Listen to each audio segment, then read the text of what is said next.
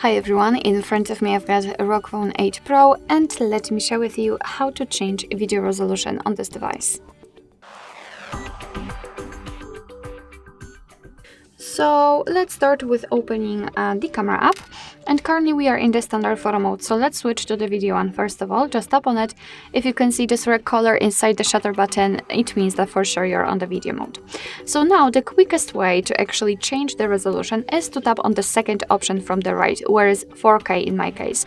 After tapping on it, we can set 8K, HD, FHD and again 4K, which indicates us that it is actually the resolution. If you do not feel really confident with tapping on this option, you can always unroll the top bar, and as you can see the resolution will be on the second position from the top, and there you can simply tap on the option you'd like to set. The same situation with the frame rate. It is also obviously visible next to the resolution in this kind of a shortcut position, but you can see it also right here. You can change it from 30 to 60.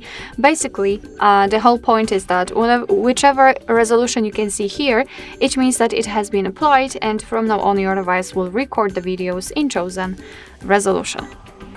Alright, so that will be all. Thank you so much for watching. I hope that this video was helpful, and if it was, please hit the subscribe button and leave the thumbs up.